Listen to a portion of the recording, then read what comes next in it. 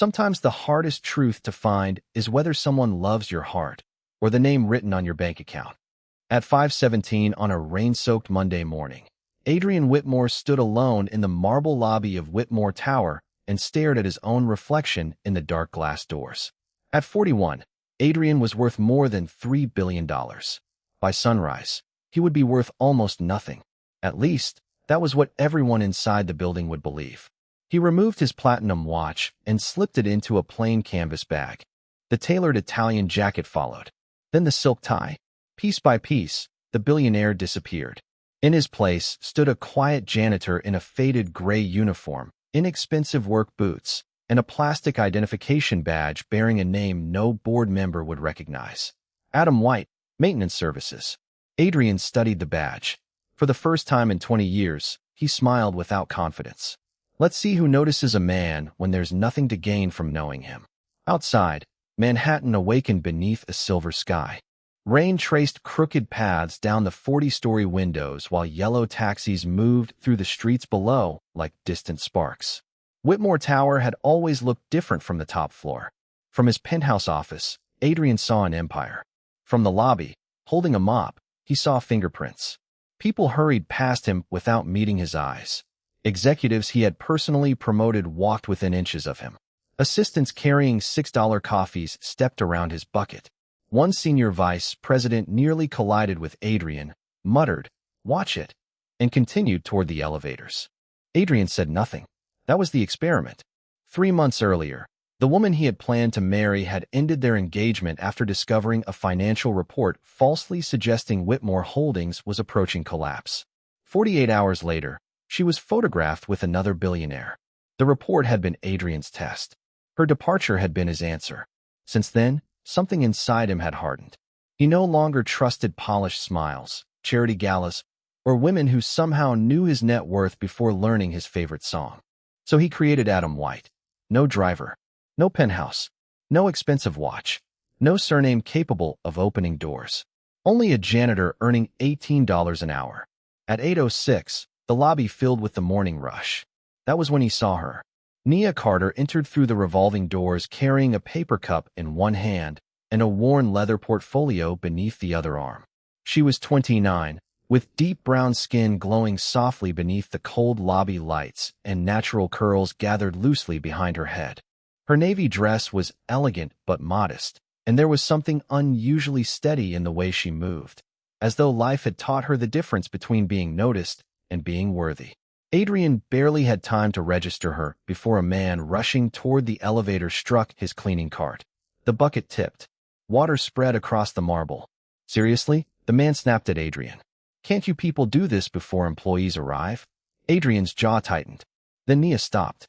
She looked at the executive, then at Adrian. Without saying a word, she placed her portfolio on a nearby bench, crouched beside the fallen bucket, and began gathering the cleaning cloths scattered across the floor. You don't have to do that, Adrian said quietly. Nia looked up. Her eyes were warm. Unafraid. I know. 2 words. Nothing extraordinary. Yet Adrian stood completely still. Because everyone else had walked around the mess. She had walked toward it. Nia handed him the final cloth and smiled. Rough morning. You could say that. Then maybe it gets better from here. The elevator chimed. She picked up her portfolio and hurried away. Adrian watched the doors close behind her. For reasons he couldn't explain, the enormous lobby suddenly felt different. Then he noticed something beside the bench. A photograph. It must have slipped from Nia's portfolio. Adrian bent and picked it up. The image was old, its corners softened by 20 years of handling. A younger woman stood outside a small neighborhood clinic, holding the hand of a little black girl. Adrian stopped breathing. Around the woman's neck was a silver pendant shaped like a crescent moon. He knew that necklace. He knew that woman. And 20 years ago, Adrian Whitmore had watched her disappear from his family's life, carrying a secret his father had ordered never to be spoken aloud. His fingers tightened around the photograph. For the first time, becoming a janitor no longer felt like an experiment. It felt like fate. Nia Carter had no idea that the photograph she had carried for nearly 20 years was now resting in the hands of one of the most powerful men in Manhattan. By the time she reached the 23rd floor, her thoughts had already returned to the reason she was there. The Whitmore Community Foundation. For 6 months, Nia had worked as a program coordinator for one of its smallest outreach divisions, helping struggling families gain access to scholarships, job training, and emergency housing. The salary was modest by Manhattan standards, but she loved the work because every approved application meant someone received the chance her own mother had once desperately needed. "Morning, Nia." "Morning, Claire." She smiled at the receptionist and continued toward her desk, unaware that 23 floors below, Adrian was still staring at the faded photograph. The woman beside young Nia was unmistakable. Evelyn Carter. Adrian had not heard that name spoken aloud since he was 21. Back then, Evelyn had worked for his father, Charles Whitmore, during the final years before Whitmore Holdings transformed from a regional investment company into an international empire. She had disappeared suddenly. No farewell, no explanation, only silence, and one sentence from Charles that Adrian had never forgotten. "Some doors stay closed because opening them destroys more than it reveals." At 21, Adrian had obeyed. At 41, he was no longer interested in obedience. He carefully slipped the photograph into the pocket of his janitor's uniform. "Adam." Adrian turned. His maintenance supervisor, Mr. Delgado, pointed toward the elevators. "23rd floor needs someone. Coffee spill near the foundation offices." Adrian almost laughed at the coincidence. "I'll handle it." Minutes later, he pushed his cleaning cart onto Nia's floor. The atmosphere changed immediately. There were no marble statues or executives barking into phones. Bulletin boards displayed photographs of scholarship recipients, neighborhood clinics, food drives, and families standing outside newly renovated homes. This was his company too. Yet Adrian realized he rarely visited this floor. That realization bothered him. Then he heard her voice. "No, Mrs. Taylor, please don't apologize." Nia sat behind a modest desk, phone pressed gently against her ear. "We'll figure something out. Your daughter shouldn't lose her semester because life became difficult for 3 weeks." A pause. Nia's expression softened. "Give me until Friday." She hung up and exhaled. "You make promises like that often?" She looked up. Recognition brightened her face. "Rough morning." Adrian blinked. "That's my name now? Until you tell me the real one." For one dangerous second, the words struck deeper than she intended. He touched the badge on his chest. "Adam." "Nia." "I know." Her eyebrow lifted. Adrian immediately nodded toward the directory beside her desk. "Nameplate." "Good save." A small smile crossed his face. It surprised him how easily she produced it. He cleaned the spilled coffee while Nia returned to her paperwork. No performance. No attempt to impress him. She treated him exactly as she treated everyone else, with quiet respect. When he finished, Adrian reached into his pocket. "You dropped something downstairs." He placed the photograph on her desk. Nia froze. The warmth vanished from her expression. "Where did you find this?" "Near the lobby bench." She picked it up carefully, almost reverently. "My mother." Adrian kept his voice neutral. "She worked around here?" Nia looked at him sharply. "What makes you ask that?" The building in the photograph looked familiar. For several seconds, she said nothing. Then her thumb brushed across Evelyn's faded face. "She worked for the Whitmore family 20 years ago." Adrian felt his heartbeat change. "What happened?" Nia's eyes moved toward the windows. "I don't know." The answer was quiet. Too quiet. "She died without telling me why she left." Adrian said nothing. Then Nia turned the photograph over. There, written in faded blue ink, were 6 words Adrian had never seen before. "When Nia turns 30, tell her." Beneath them was a signature. Charles Whitmore.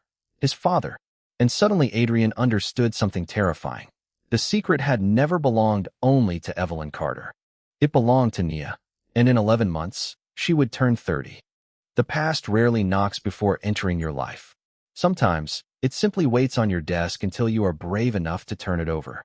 Adrian Whitmore had spent 20 years believing his father's secrets belonged to another generation. Now 6 faded words had made them his. When Nia turned the photograph face down again, Adrian forced himself to look away. He was Adam here. A janitor. A stranger. He had no right to recognize Charles Whitmore's signature. "My mother never explained it," Nia said. "You never asked?" "Hundreds of times." Her smile carried no bitterness, only an old exhaustion. "She always said some truths needed the right moment." Adrian glanced at the photograph. "And you believed her?" "I trusted her." The answer landed harder than expected. "Trust." Such a simple word for something Adrian had spent years treating like a dangerous investment. Nia placed the photograph inside her portfolio. She died 3 years ago. That picture is one of the few things I have left from that time. I'm sorry. Thank you. No dramatic sadness followed. Nia simply straightened the papers on her desk and returned to work. Adrian admired that. Her grief had not become her identity. It had become part of her strength. Before he could ask another question, a sharply dressed executive appeared beside Nia's desk. Nia, conference room. Now, it was Grant Mercer, director of foundation operations. Adrian knew him well. Grant had spent years perfecting the art of kindness whenever wealthy donors were watching. Nia followed him into the glass-walled conference room. Adrian lowered his eyes and continued cleaning nearby. Through the glass, he watched Grant drop a folder onto the table. The Taylor emergency grant was rejected. Nia opened it. Her daughter will lose her nursing program placement. That isn't our problem. It's exactly our problem. Grant leaned back. We have a donor luncheon Thursday. I need your team focused on people who photograph well. Nia stared at him. Adrian stopped moving. What does that mean? She asked. It means donors want success stories, not complicated ones. Nia closed the folder carefully. Then her voice became calm, controlled, dangerously precise. If our compassion depends on whether someone looks good in a brochure, then it isn't compassion. It's advertising. Silence filled the room. Grant's expression hardened. You're ambitious for someone in an entry-level position. No, I'm responsible for someone who asked us for help. Adrian felt something shift inside him. He had spent decades surrounded by people who agreed with power. Nia had just challenged it, without knowing anyone important was listening, especially him. Grant finally snatched the folder away. Request denied. Nia walked out. She did not slam the door. She did not cry. She returned to her desk, opened her laptop, and began searching for another solution. Adrian approached slowly. You always fight battles you're told you can't win. She looked at him. Only the ones worth losing something for. For several seconds, Adrian forgot the photograph, forgot the disguise, forgot why he had created Adam White. He simply saw her. Then his phone vibrated inside his pocket. A secure message from his private investigator. I found Evelyn Carter's archived Whitmore employment records. A second message appeared. Adrian, you need to see this personally. Someone altered them 20 years ago. Then came the third. Authorization signature, Charles Whitmore. Adrian's expression changed. Nia noticed. Everything okay? He slipped the phone away. Just an old problem. Nia gave him a gentle smile. Old problems have terrible timing. Adrian looked at her portfolio. She had no idea. By pretending to be poor, he had wanted to discover whether true love could see beyond money. Instead, he had found a woman connected to the one secret his billionaire father had taken to the grave. And somewhere inside Whitmore Tower, 20 years of silence were beginning to crack. Some secrets survive because everyone who knows the truth agrees to remain silent. But silence has one weakness. It only takes one person to stop being afraid. That evening, Adrian Whitmore sat alone inside a small rented apartment in Queens. Adam White's apartment. There were no panoramic windows, no private chef, no priceless paintings beneath museum lighting. Just a narrow kitchen, secondhand furniture, and the distant sound of trains moving through the rain. Adrian had chosen every detail carefully. If he wanted someone to know him without his fortune, the illusion needed to survive beyond office hours. But tonight, the disguise felt insignificant. Across the table lay Evelyn Carter's archived employment records. His investigator had delivered them in a plain envelope 30 minutes earlier. Adrian opened the first page. Evelyn Carter, Executive Accounting Division. He remembered her now more clearly. Quiet, brilliant, always carrying folders through his father's office while Adrian was still learning how power worked. Then he reached the final year of her employment. Several pages were missing. A severance agreement had been altered, and attached to the back was a confidential payment authorization signed by Charles Whitmore. $250,000. 20 years ago. Adrian stared at the amount. That was not severance. That was silence. His phone rang. Tell me everything, Adrian said. His investigator hesitated. Evelyn discovered something inside Whitmore Holdings. We don't know what yet. But after she left, several corporate records were sealed under your father's personal authority. Find them. There's another problem. Adrian's gaze hardened. What? Someone accessed those archives yesterday. The room became still. Who? I'm working on it. The call ended. Adrian leaned back, listening to rain strike the window. Someone else knew. And if they knew Nia possessed that photograph, she might already be standing closer to danger than she realized. The next morning, Adrian arrived at Whitmore Tower before sunrise. Nia was already there. She sat alone in the lobby with 2 coffees beside her. When she saw him pushing his cleaning cart, she lifted 1 cup. Peace offering. For what? For making you listen to my family mystery yesterday. Adrian accepted it. You remembered how I take coffee? Black. No sugar. He smiled. You notice things. So do you. Their eyes held for half a second too long. Something warm moved through the silence. Then Nia looked away. I found funding for Mrs. Taylor's daughter. Adrian raised an eyebrow. How? I donated part of my savings and convinced 3 co-workers to help. You used your own money? She needed it more than I did. Adrian stared at her. He had attended $1,000 charity dinners where wealthy guests applauded themselves for giving money they would never miss. Nia had given something that cost her. That difference mattered. You shouldn't have had to do that, he said. No, but waiting for fairness doesn't help someone who needs help today. The elevator doors opened. Grant Mercer stepped out. His expression changed when he saw them together. Ms. Carter. Nia stood. Mr. Mercer. My office. 9 o'clock. He walked away without acknowledging Adrian. Nia sighed. That sounds promising. Adrian almost told her not to worry.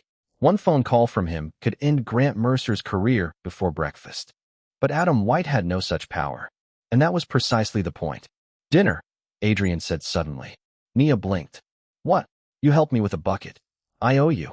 That is a very creative interpretation of debt. Is that a no? She studied him. Not his clothes. Not his badge. Him. Friday. 7. Then she smiled and entered the elevator. Adrian remained motionless after the doors closed. For the first time since creating his disguise, he had received exactly what he wanted. A woman had said yes to Adam White. Not Adrian Whitmore. Yet before he could enjoy it, his phone vibrated. A photograph appeared from his investigator. It showed an old Whitmore document bearing Evelyn Carter's name. Beneath it were 3 words stamped in red, biological relationship confirmed. And beside Charles Whitmore's signature was another name. A name Adrian recognized immediately. His mother's. The truth does not always arrive like thunder. Sometimes it appears as 3 quiet words on an old piece of paper, and suddenly, everything you believed about your family begins to tremble. Adrian stared at the document on his phone. Biological relationship confirmed. His mother's name appeared beneath Charles Whitmore's signature. Margaret Whitmore. For several seconds, the billionaire forgot where he was. The lobby lights blurred around him. His mother had died 12 years earlier after a long illness, leaving behind carefully organized photo albums, handwritten birthday cards, and a reputation for protecting the Whitmore family with almost ceremonial devotion. She had never mentioned Evelyn Carter. Not once. Adrian forwarded the document to his investigator. Find the complete file. No assumptions. I want proof. Then he slipped the phone away. At 9 o'clock, Nia entered Grant Mercer's office. She emerged 17 minutes later carrying a cardboard box. Adrian saw her before she saw him. Her portfolio rested on top. A small plant leaned against one side. Her expression remained composed, but her fingers were gripping the box hard enough to whiten her knuckles. He approached. Nia? She gave him a tired smile. Apparently helping people without authorization is considered insubordination. He fired you? Suspended. Pending review. Adrian's jaw tightened. Grant had no idea that the janitor standing 20 feet away could remove him with a sentence. Adrian reached for his phone, then stopped. If he rescued Nia as Adrian Whitmore, the experiment ended. More importantly, she would never know whether Adam had been real. What will you do? He asked. Nia looked toward the foundation logo mounted on the wall. What I always do, which is, keep moving. No self-pity, no begging, just dignity. Friday evening arrived beneath a soft autumn rain. Adrian chose a small family-owned restaurant in Queens, far from the private clubs where people stood when he entered. Nia arrived wearing a simple burgundy coat. You're early, she said. So are you. That means one of us is nervous. Maybe both. She laughed. It was the first dinner Adrian could remember where nobody discussed acquisitions, investments, or his surname. They talked about books, bad coffee, childhood dreams. Nia confessed she had once wanted to become an architect because her mother believed buildings could change neighborhoods. What changed? Adrian asked. Life. The answer was gentle. My mother became sick. Plans became bills. Adrian lowered his eyes. And your father? Nia's smile disappeared. I never knew him. Something inside Adrian tightened. My mother said he belonged to a world that would never make room for us. Adrian thought of the document. Margaret, Charles, Evelyn. 20 years of silence. Do you hate him? How do you hate someone who was never there? Her question carried no anger. That made it heavier. Outside, rain painted silver lines across the window. Nia studied him. What about you, Adam? What about me? You ask questions like someone who's spent his whole life avoiding answers. Adrian smiled faintly. You notice too much. I've been told. For one dangerous moment, he wanted to tell her everything. His real name. The penthouse. The billions. The photograph. Instead, he said, my family had money once. Had. I walked away from that life. It was not entirely a lie. Tonight, he had. Nia reached across the table and touched his hand. You seem happier without it. Adrian looked down at her fingers. Perhaps he was. Then his phone vibrated. One message. We found the sealed file. Another followed. Adrian. Evelyn Carter was paid to disappear after discovering the truth about Nia's birth. His breathing slowed. Then the final message appeared. And Charles Whitmore was not the person who wanted her gone. Margaret was. Every family has a version of the past it prefers to remember. The dangerous moment comes when someone discovers the version that was buried. Adrian did not read the message twice. He did not need to. Across the table, Nia was still holding his hand. Warm fingers. Quiet trust. And suddenly the identity he had created to protect himself felt less like a disguise and more like another family lie. Adam. He looked up. You disappeared for a second. Sorry. Bad news. Adrian turned his phone face down. Complicated news. Nia studied him, but she did not push. That restraint unsettled him more than questions would have. They finished dinner beneath softer conversation, yet Adrian barely tasted his food. When they stepped outside, the rain had stopped. Streetlights shimmered across the wet pavement. Nia pulled her coat tighter. Thank you. For dinner. For treating me like losing my job didn't make me smaller. Adrian looked at her. A job could never do that. Something changed in her expression. For a moment, Manhattan seemed unusually quiet. Then Nia smiled. Good night, Adam.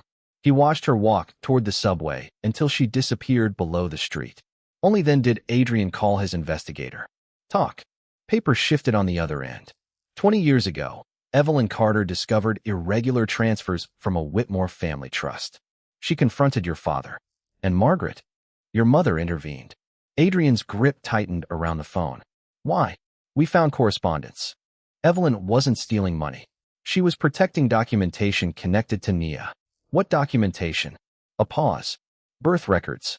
The city seemed to stop around him. Whose relationship was confirmed? That's what we're verifying. Part of the laboratory report is missing. Adrian closed his eyes. No assumptions.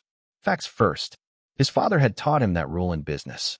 Apparently, the Whitmore family had forgotten it everywhere else. Find the missing page. There's more. Someone inside Whitmore Holdings requested access to the sealed archive 3 days ago. Grant Mercer? No, then who? We don't know yet. Adrian's voice became cold. Find out.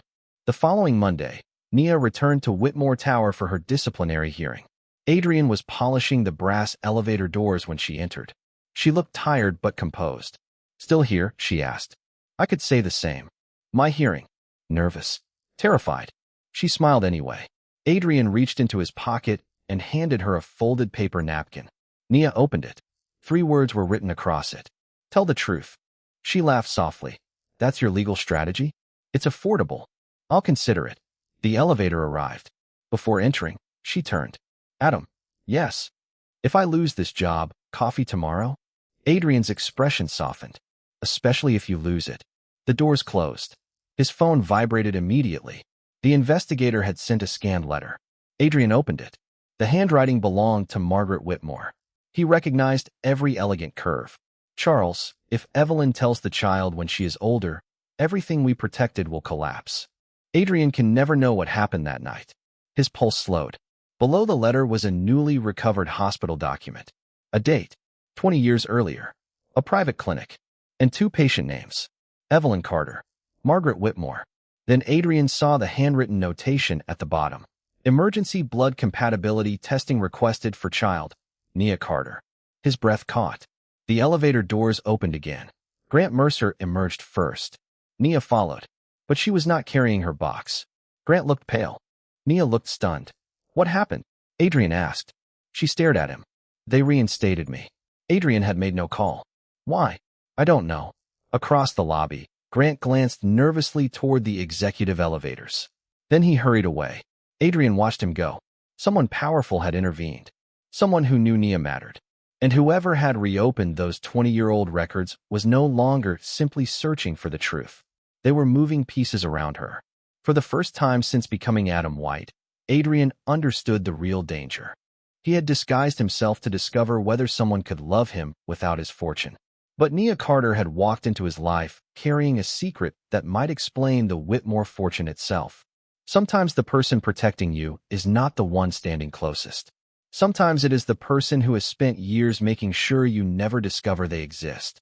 Nia's reinstatement should have felt like victory. Instead, it felt wrong. By Tuesday morning, she sat at her desk staring at an email from Human Resources confirming that the disciplinary review had been closed. No explanation. No warning.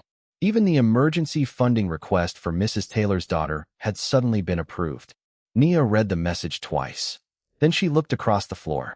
Grant Mercer had avoided her all morning.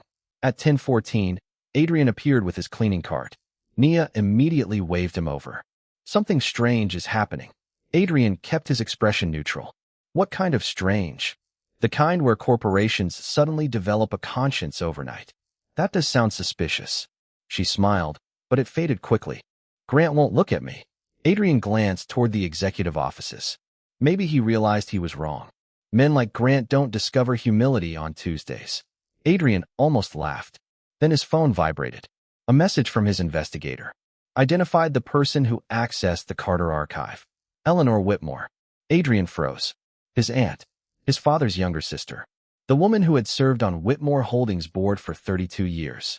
The woman who had practically raised Adrian after his mother became ill. A second message followed. She also ordered Nia Carter's reinstatement. Adrian slowly looked toward Nia. So Eleanor knew. The question was how much. That afternoon, Adrian abandoned his janitor shift early and entered Whitmore Tower through the private underground garage. 20 minutes later, Adam White was gone. Adrian Whitmore stepped from the executive elevator wearing a midnight blue suit. Employees straightened instantly. Conversations stopped. Doors opened. Power had returned to his shoulders. He hated how familiar it felt. Eleanor was waiting inside his office. At 68, she remained elegant and formidable, silver hair swept neatly behind her ears. You've been difficult to find, she said. I've been busy. Cleaning floors. Adrian stopped. Eleanor smiled without warmth. You truly believed you could disguise yourself inside a building your family owns. How long have you known? Since your second day. Adrian closed the door. Why did you reinstate Nia Carter? For the first time, Eleanor's composure shifted. So you found her. I asked why. Because Grant Mercer was punishing a good woman for doing the job this foundation was created to do. That's not the whole answer. No, Adrian placed the recovered photograph on the desk. Eleanor's face lost color. Where did you get that? Nia. Silence. Then Adrian placed Margaret's letter beside it. Eleanor sat down. You opened the archive. Someone had to. You have no idea what you're touching. Then tell me. Eleanor looked toward the Manhattan skyline. Your father built an empire, Adrian. But before the towers, the private planes, the foundations, there was a small investment company drowning in debt. And Evelyn? She discovered where the money that saved it came from. Adrian waited. Eleanor turned toward him. It didn't come from Charles. The room became impossibly still. Whose money was it? Eleanor's eyes filled with something Adrian had almost never seen in her. Fear. Evelyn Carter's family. Adrian stared at her. That's impossible. No, Eleanor's voice dropped. What happened afterward was unforgivable. Before Adrian could respond, his phone rang. Nia. He answered immediately. Adam. Her voice was shaking. I came home and my apartment door was open. Adrian stood. Are you inside? No, stay outside. Go somewhere public. My mother's box is gone. His blood turned cold. What box? The one with all her old Whitmore papers. Adrian looked at Eleanor. Then Nia whispered the words that changed everything. They left the photograph. A pause. But someone wrote something across the back. What? Nia struggled to breathe. Then she read it. Ask the Whitmores who really owns their empire. An empire can survive a bad quarter, a public scandal, even a betrayal. But no empire survives forever when its foundation belongs to someone else. Adrian reached Nia's apartment in 23 minutes. Not as Adrian Whitmore. As Adam. He had changed inside the car, trading his tailored suit for the gray maintenance jacket while his driver waited 3 blocks away. Nia stood beneath the entrance light when he approached, arms folded tightly across herself. The moment she saw him, something in her expression softened. You came. You called. 2 simple words. Yet they carried more weight than Adrian expected. Inside, the apartment showed no signs of chaos. Nothing valuable had been taken. Her television remained. Her laptop sat untouched. Only Evelyn Carter's box was missing. That means they knew exactly what they wanted, Adrian said. Nia looked at him. You sound very certain. He paused. People stealing for money take things worth money. And people stealing secrets? They take history. Nia studied him for a moment. Again, Adrian felt the danger of being seen too clearly. She handed him the photograph. Across the back, beneath Charles Whitmore's old message, someone had written in black ink. Ask the Whitmores who really owns their empire. Nia lowered herself onto the sofa. My mother spent her whole life avoiding that family. Did she ever say why? No. But whenever Whitmore Holdings appeared on television, she changed the channel. Adrian sat opposite her. Maybe she was protecting you. From billionaires? From something connected to them. Nia gave a humorless smile. Same difference. The word struck him. For the first time, Adrian wondered what she would see when Adam disappeared. Would she understand? Or would every conversation between them become evidence of manipulation? His phone vibrated. Eleanor. He ignored it. Nia noticed. You should answer. It can wait. Someone might need you. Adrian looked at her. Someone does. Silence settled between them. Not romantic. Not yet. Something deeper. Trust beginning before either of them had permission to name it. The next morning, Adrian met Eleanor inside the Whitmore family archive. No windows. No assistants. Only steel cabinets and 20 years of carefully protected silence. Eleanor placed a yellowed ledger on the table. Evelyn's father was Samuel Carter, she said. Adrian opened it. The name appeared repeatedly beside early investments in Whitmore and Charles Capital. He financed my father? He did more than that. Eleanor pushed another document forward. In 1986, Samuel Carter developed an investment model that saved the company from bankruptcy. Charles promised him partnership. Adrian turned the page. There was no partnership, only a transfer agreement. What happened? Samuel died unexpectedly before the agreement was finalized. Your father incorporated his strategy, his clients, and eventually his capital into what became Whitmore Holdings. Adrian's expression hardened. He stole it. Eleanor closed her eyes. He told himself he was preserving it. That isn't an answer. No, it's the lie he lived with. Adrian stood slowly. And Evelyn discovered this 20 years ago. Yes. Then why pay her? Because she had proof. Adrian stared at his aunt. And Nia? Eleanor's silence returned. He stepped closer. What does Nia have to do with any of this? Eleanor opened a smaller envelope. Inside was the missing page from the blood compatibility report. Adrian read the names. Once. Then again. His heart seemed to stop between beats. No, Eleanor's voice broke. Your mother tried to bury 2 truths at once. Adrian looked up. What second truth? Eleanor placed an old hospital bracelet beside the report. Nia Carter. Then another. A man's name was written beneath father. Not Charles Whitmore. Not Samuel Carter. Adrian recognized it immediately. His older brother. Jonathan Whitmore. Jonathan had died 20 years ago. 3 weeks before Nia's 9th birthday. Adrian stared at the bracelet. Nia Carter was not merely connected to the fortune his family had built from hers. She was a Whitmore. And if the documents were genuine, the woman Adrian was falling for was also the daughter of the brother whose death had shattered his family 20 years ago. The cruelest inheritance is not money. It is a truth one generation buried and the next generation is forced to carry. Adrian remained inside the archive long after Eleanor stopped speaking. Jonathan Whitmore. His brother, Nia's father. The hospital bracelet lay beneath the fluorescent light, like evidence from another lifetime. Jonathan had been 11 years older than Adrian. Reckless where Adrian was disciplined, warm where Charles was cold. He had been the only Whitmore who could walk into a boardroom and somehow make everyone forget there was money in the room. Then, at 32, Jonathan died in a car accident. The family never recovered. Or perhaps, Adrian realized, they had never told him what there was to recover from. Did Jonathan know? He asked. Eleanor looked down. Yes. The answer cut through him. He knew Nia was his daughter? He knew. And he left her? No, Eleanor's voice sharpened. He loved Evelyn. He wanted to marry her. Adrian stared at his aunt. That possibility had never existed in the family history he had been given. Then why didn't he? Margaret. His mother's name sounded different now. Eleanor folded her hands. Your mother believed Evelyn was trying to claim part of Whitmore Holdings through Samuel Carter's original ownership. When she discovered Jonathan intended to marry Evelyn and publicly acknowledge Nia, she panicked. What did she do? She convinced Charles that Evelyn would destroy the company. So they paid her to disappear. They threatened years of litigation first. Adrian turned away. Beyond the archive walls stood an empire celebrated in magazines, universities, hospitals, and charity galas. Suddenly, every polished surface looked borrowed. What happened the night Jonathan died? Eleanor's silence answered before her words did. He was going to Evelyn. Adrian closed his eyes. He had documents proving the Carter family's original stake. He planned to confront Charles the next morning. But he never arrived. No, rain had been falling that night too.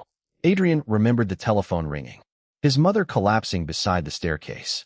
Charles standing motionless in the library until sunrise. For 20 years, Adrian had believed grief explained their silence. Now silence looked more like fear. Was the accident really an accident? Eleanor looked directly at him. I don't know. That was worse than a lie. Later that afternoon, Adrian returned to the foundation floor as Adam. Nia was standing beside the windows. She turned when she heard his cart. You look terrible. Thank you. I meant worried. So did I. A faint smile appeared, then disappeared. She held out an envelope. This arrived at my desk. Adrian took it. No return address. Inside was a photocopy of an old photograph.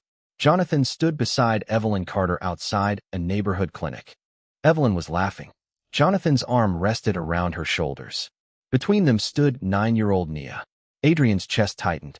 On the back, someone had typed, "Ask why Jonathan Whitmore died before he could tell the truth."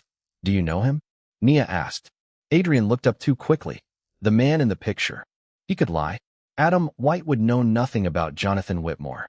But Adrian had reached the edge of what deception could protect. Yes. Nia's face changed. How? Adrian searched for words. Before he found them, the elevator chimed. Every employee nearby suddenly stood straighter. A security officer stepped out first. Then Eleanor Whitmore. Nia recognized her immediately from company photographs. Eleanor crossed the floor without acknowledging anyone. She stopped directly in front of Nia. For several seconds, the older woman simply stared at her. At her eyes. Her face. The unmistakable echoes of someone dead 20 years. Then Eleanor whispered, "You look exactly like Jonathan when you're frightened." Nia went completely still. How do you know my father's name? Eleanor's eyes filled with tears. Because Jonathan Whitmore was my nephew. The room seemed to lose all sound. Nia turned slowly toward Adrian. And for the first time since they met, there was no warmth in her gaze. Only suspicion. You said you knew him. Adrian could feel the disguise collapsing around him. Nia stepped closer. Who are you, Adam? And Adrian realized the question he had once desperately wanted someone to ask had finally arrived. Only now, telling the truth might cost him the woman who had loved the man he had pretended to be.